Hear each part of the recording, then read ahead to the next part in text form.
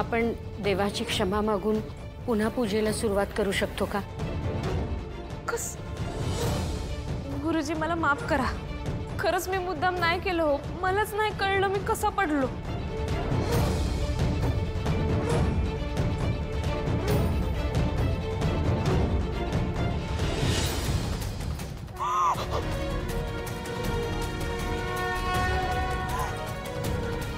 देवी तुळजाई, आज मला परत तेच स्वप्न का पडलं? मला लय भीती वाटायला लागली. ती बाई माझ्या पोरीच्या जीवावर उठली. म्हणून मी माझ्या कमळीला माझ्या नजरेआड होऊ देत नव्हतो कधीच. पण आबाच्या हट्टापायी माझी पोर मुंबईला जाऊन शिकायला लागली.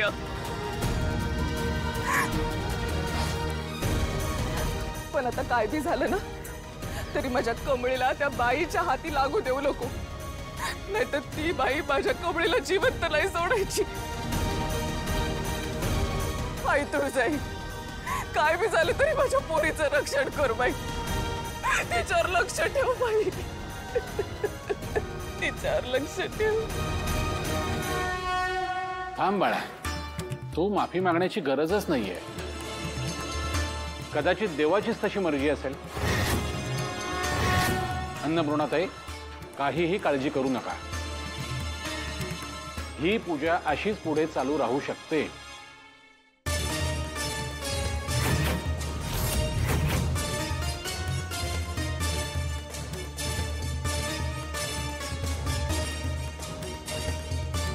बस बाळा, बस. आणि थांबत आहे.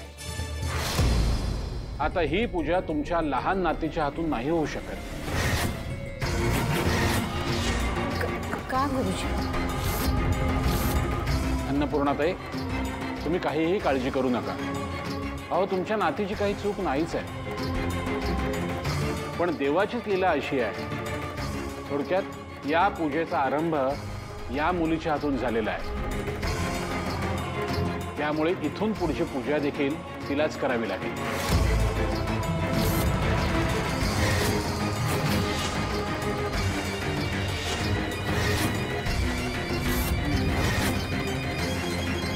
राजी,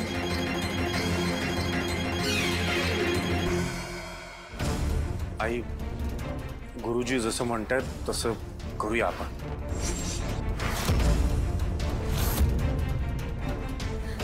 ठीक आहे गुरुजी. ये कमली, पूजेला बस. कोण कुठली मुलगी आणि तू तिला पूजेचा मान देतेस? नाही नाही, हे बरोबर होत नाहीये वहिनी.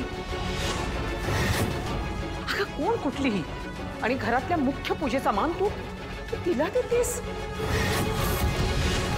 नाही, मला हे काही पटत नाहीये. कामिनी, कधीतरी बोलण्यापूर्वी थोडा विचार कर. विचार करूनच बोल.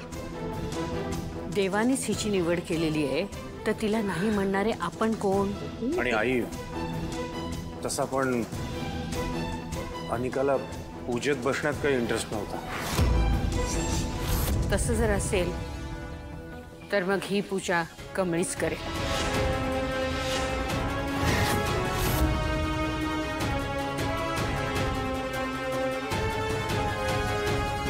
कारण मनात इच्छा नसताना पूजा करण्यात काहीच अर्थ नाहीये.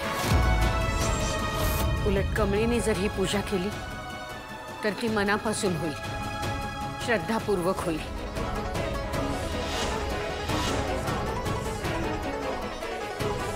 ये बस. बस बाळा.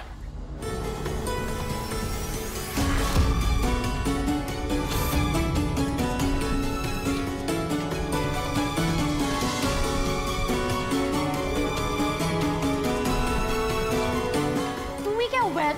बस ना.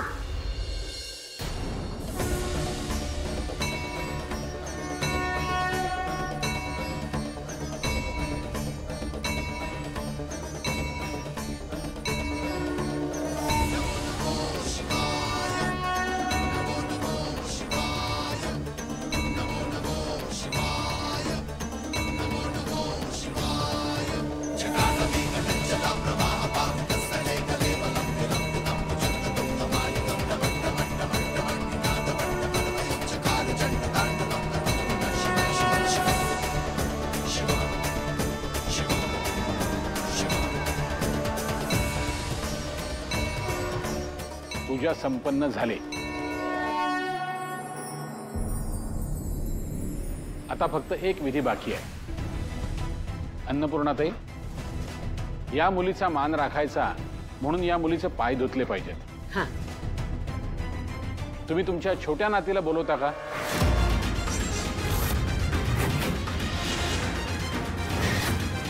म्हणजे पूजा करण्या इतकंच पुण्य तिच्याही पदरी पडेल.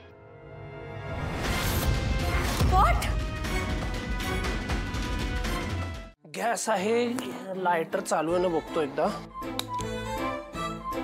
चालू आहे. बरं हे जरा हळू चालू करशील ना, तो एकदम भडका येतो त्याच्या अंगावर. तुम्ही काय शिक्षक व्हायच्या आधी आचारी होता काय?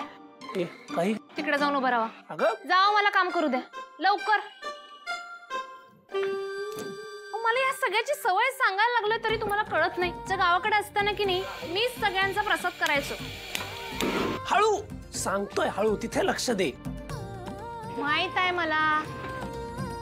तेव्हा सगळीजण मलाच बोलवायचे बघा प्रसादाला. हा, आणि असलं 100 काय 500 लाडू बनवलेत बघा मी. तुम्हाला सांगतो, एकदा की नाही आमच्या आबांना बोलवलं होतं. आबा लय भारी बुंदीचं लाडू बनवतात बघा, पण आबासनी बरं नव्हतं म्हणून मीच गेलो. आणि एवढं लाडू आवडलेले की नाही सगळ्यासनी, काय सांगू तुम्हासनी. सर, तुम्हासनी आधीच सांगतोय, मगाशी बी सांगितलं, माझ्या मागं मागं येऊ नका. अहो लोकांसनी काय वाटल, उगा कशाला मागं मागं करत असता. मी माझी कामं करतो की, कशाला माझी मदत. बर, नाही करणार तुला मदत. तुला काय बनवायचे ते लाडू बनव. बिना ब्रेकची सिंथेटिक एक्सप्रेस.